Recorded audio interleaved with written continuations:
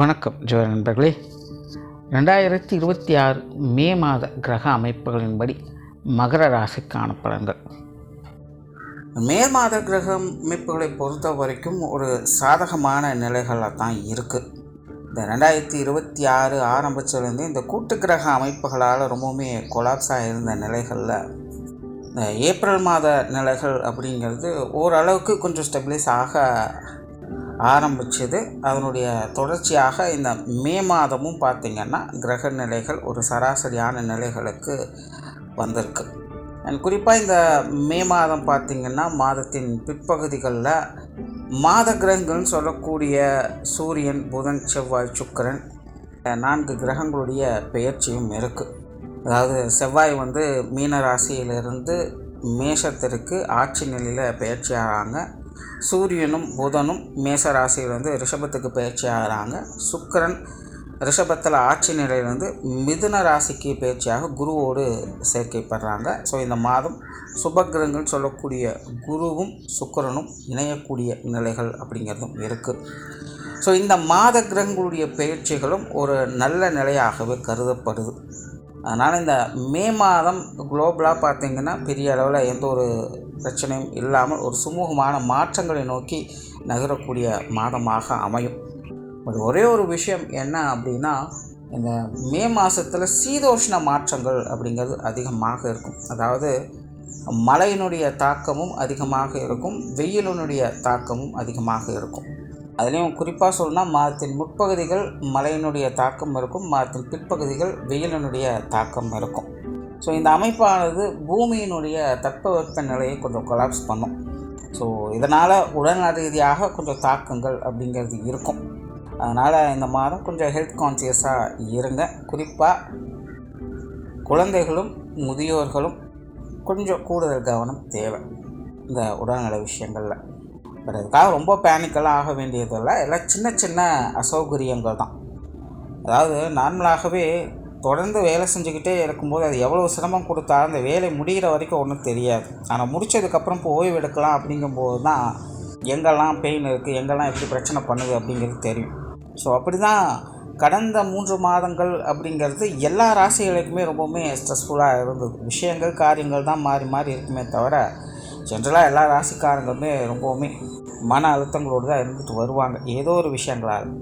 But இந்த மாதம் அப்படியெல்லாம் இல்லாமல் கொஞ்சம் ரிலீஃபை கொடுக்கக்கூடிய விஷயங்களாக அமையுது. ஸோ அதனால் இது வரைக்கும் கொஞ்சம் அறக்க பறக்க இருந்த நிலைகளில் இப்போ கொஞ்சம் ரிலாக்ஸாக மாறுறதுனால அதனுடைய பாதிப்புகள் அப்படிங்கிறது தெரிய வரும்.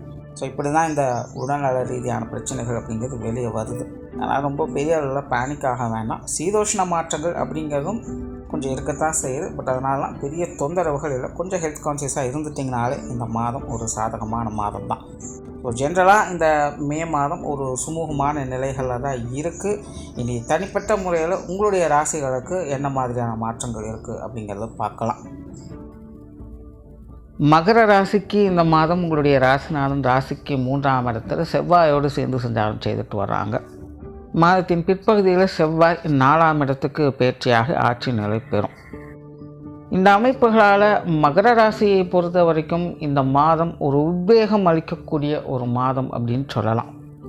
அதாவது மகர ராசிக்காரங்களுக்கு இந்த மாதம் முடியாத விஷயங்களை முடித்து காட்டணும் அப்படிங்கிற ஒரு தீவிர தன்மை என்பது உருவாகும். சிலர்லாம் புதிய சாகசங்களை விரும்புவாங்க. ரிஸ்க் எடுக்கிறதெல்லாம் ரிஸ்க் சாப்பிட்ற மாதிரின்னு சொல்லி ரொம்ப சவாலான விஷயங்களையும் ரொம்ப கேஷுவலாக டீல் பண்ண ஆரம்பிச்சிடுவாங்க. ஸோ மகர ராசிக்காரங்க இந்த மாதம் ரொம்பவுமே பிஸியாக இருப்பாங்க அப்படின்னு சொல்லலாம். மகர ராசிக்காரங்க ஒரு விஷயத்தில் மட்டும் கொஞ்சம் கவனமாக இருங்க. சில நேரங்களில் உங்களுக்கு கோபம் சுருன்னு ஏறும், உங்களுடைய வாக்குவாதங்கள் தடிக்கும். ஸோ மகர ராசிக்காரங்க இந்த ஒரு விஷயத்தில் மட்டும் கொஞ்சம் கேர்ஃபுல்லாக இருங்க. மற்றபடி மகரத்தை பொறுத்த வரைக்கும் இந்த மாதம் ஒரு சாதகமான மாதமாகவே இருக்குது. அதே போல் மகர ராசிக்காரங்க இந்த மாதம் கொஞ்சம் உணவு பிரியர்களாகவும் இருப்பாங்க.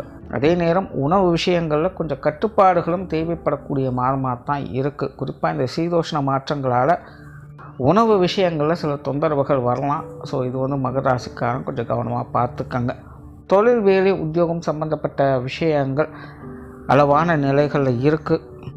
அதாவது எண்ணம் போல் வாழ்க்கை அப்படின்னு சொல்லுவாங்க. கிட்டத்தட்ட மகர ராசிக்காரங்க இந்த மாதம் தொழில் வேலை உத்தியோகம் சம்பந்தப்பட்ட விஷயங்களில் அப்படி தான் இருப்பாங்க. அவங்களுடைய விருப்பம் போல் அவங்களுடைய எண்ணம் போல் செயல்படணும் அப்படின்னு நினைப்பாங்க. அதில் கொஞ்சம் ரிஸ்க் எடுத்து பார்க்கலாம் அப்படிங்கிற மைண்ட் செட்டெல்லாம் இருக்கும். இல்லை புதுசாக ஏதாவது ட்ரை பண்ணலாம் அப்படிங்கிற மைண்ட் செட்டெல்லாம் இருக்கும். அதெல்லாம் நல்ல விஷயம்தான். பட் என்னென்னா கொஞ்சம் பொறுமையோடும் நிதானத்தோடும் செயல்பட வேண்டியதாக இருக்கும். தொழில் வேலை உத்தியோகத்தை பொறுத்த வரைக்கும் எதையும் எடுத்தோம் கவுத்தோம் அப்படின்னு செய்ய முடியாது. கொஞ்சம் தடை தாமதங்களோடு தான் விஷயங்கள் என்பது நடைபெற்று வரும். கொஞ்சம் பொறுமையாக டீல் பண்ணுங்கள். தொழில் வேலை உத்தியோகம் சார்ந்த விஷயங்களை நன்மைகளை எதிர்பார்க்கலாம். வெளியூர் மற்றும் வெளிநாடு சம்பந்தப்பட்ட விஷயங்கள் சாதகமாகவே இருக்கும். இது சார்ந்த விஷயங்களும் உங்களுடைய முயற்சிகள் நல்லபடியாகவே கை கொடுக்கும்னு சொல்லலாம். இதற்கு இடமாற்றங்கள் போன்ற விஷயங்கள் ஏற்படலாம். அது சார்ந்த முயற்சிகளும் உங்களுக்கு நல்லபடியாகவே கை கொடுக்கும். பொருளாதார விஷயங்களை பொறுத்த வரைக்கும் இந்த மாதம் கொஞ்சம் சாதகமான நிலைகளே இருந்துட்டு வருது. பண வரவுகள் கொஞ்சம் திருப்திகரமாகவே இருக்கும். திடீர் பண வரவுகள் அப்படிங்கிறது உண்டு. கொடுத்த கடன்கள் அல்லது வரா கடன்கள் போன்ற விஷயங்கள் வசூலாக இந்த மாதிரியான விஷயங்களை பார்க்கலாம்.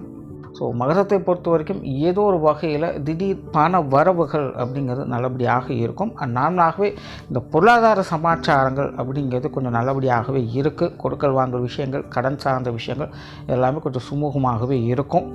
மாதத்தின் பிற்பகுதியில் கொஞ்சம் சுப விரயங்கள் அதிகரிக்கலாம். ஆடை ஆபரணம் சார்ந்த விஷயங்களில் அல்லது ஆன்மீகம் மற்றும் சுப நிகழ்ச்சிகள் சார்ந்த விஷயங்களுக்காக கொஞ்சம் விரயங்கள் செலவுகள் என்பது ஏற்படலாம். ஸோ முடிஞ்ச அளவுக்கு கொஞ்சம் வீண் விரயங்கள் செலவுகள் போன்ற விஷயங்கள் மட்டும் கவனம் எடுத்துக்கங்க. சொத்து சுகங்களை பொறுத்த வரைக்கும் இந்த மாதம் கொஞ்சம் சாதகமாகவே இருக்குது. மாதத்தின் முற்பகுதிகள் கொஞ்சம் அப்படி இப்படி தான் இருக்கும். பட் மாதத்தின் பிற்பகுதிகள் வீடு வாகன விஷயங்கள் நிலவரங்கள் சம்பந்தப்பட்ட விஷயங்கள் சாதகமான அமைப்புகளை எதிர்பார்க்கலாம். பட் மகரத்தை பொறுத்த வரைக்கும் இந்த அசட் சார்ந்த விஷயங்கள் ஒரு விபரீத யோக அமைப்புகளில் தான் செயல்பட்டுக்கிட்டு இருக்குது. இந்த வீடு வாகன விஷயங்களில் நிலவரங்கள் சம்மந்தப்பட்ட விஷயங்கள் எல்லாத்துலேயுமே சின்ன சின்ன கலகங்கள் அப்படிங்கிறது இருக்கும். உங்களுக்கு பிடிச்சா மற்றவங்களுக்கு பிடிக்காது, மற்றவங்களுக்கு பிடிச்சா உங்களுக்கு பிடிக்காது அப்படிங்கிற மாதிரியான விஷயங்கள்லாம் இருக்கும். கொஞ்சம் கருத்து முரண்பாடுகள், தேவையில்லாத விவாதங்கள் போன்ற விஷயங்கள் அதிகமாக இருக்கும். இதை மட்டும் கொஞ்சம் அட்ஜஸ்ட் பண்ணிக்கோங்க. மற்றபடி இந்த அசட் சார்ந்த விஷயங்களில் நன்மைகளையும் ஆதாயங்களையும் பெறக்கூடிய ஒரு மாதமாக தான் இருக்குது. பூர்வீக சொத்துக்கள் சம்பந்தப்பட்ட விஷயங்களில் கூட ஆதாயங்களை பெற்று வரலாம். குறிப்பாக மகரத்திற்கு இந்த வாகன சுகங்கள் நல்லபடியாகவே இருக்குது. பட் எதுவாக இருந்தாலும் மாதத்தின் பிற்பகுதியிலிருந்து பார்த்துக்கோங்க. குடும்ப விஷயங்கள் காரியங்கள் இந்த மாதம் கொஞ்சம் சாதகமாகவே இருக்குது அப்படின்னு சொல்லலாம். சமீப காலமாக குடும்பத்துக்குள்ளே ஒரு விதமான குழப்ப நிலைகளும் மன அழுத்தங்களும் அதிகமாக இருந்து வந்திருக்கும். ஆகாதவங்க நின்னாலும் குத்தம், உட்கார்ந்தாலும் குத்தம்னு சொல்லுவாங்க. அந்த மாதிரி தான் நீங்கள் என்ன சொன்னாலும் சரி, அது மற்றவங்களுடைய செவிகளுக்கு அது வேறு மாதிரி தான் கேட்கும். இதனாலேயே குடும்பத்துக்குள்ளே கொஞ்சம் கூச்சல் குழப்பங்கள் அதிகமாக இருந்து வந்திருக்கும். இந்த மாதம் அது சார்ந்த பிரச்சனைகள் கொஞ்சம் முடிவுக்கு வரும். ஒரு சுமூகமான மாற்றங்களை குடும்பத்துக்குள்ளே பார்க்கலாம். பெரிய அளவில் சங்கடங்கள் இருக்காது. அதற்கான முதல் படிகளாக இந்த மாதம் ஆரம்பிக்கும். குடும்ப உறவுகளும் கூட ஓரளவு கொஞ்சம் அனுசரணையாகவே வரவும் செய்வாங்க.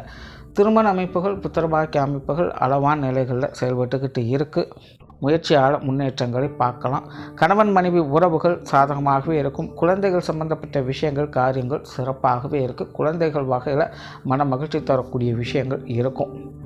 உறவினர்கள் நண்பர்கள் சார்ந்த விஷயங்கள் நல்லபடியாகவே இருக்குது.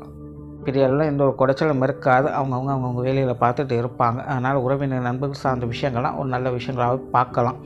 உடல்நலம் சார்ந்த விஷயங்களில் கொஞ்சம் கவனம் எடுத்துக்கங்க. உஷ்ண ரீதியான தொந்தரவுகள் இருக்கவே செய்து. குறிப்பாக மாதத்தின் பிற்பகுதிகளில் மருத்துவ விரயங்கள் கூடலாம். ஸோ உடல்நல விஷயங்களில் மகர ராசிக்காரன் கொஞ்சம் கவனமாக இருங்க.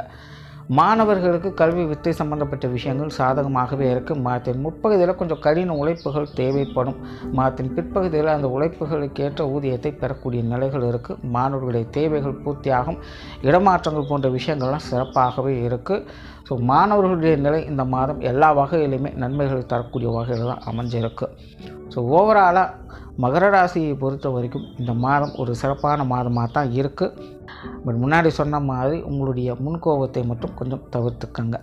நன்றி, வணக்கம், வாழ்க வளமுடன்.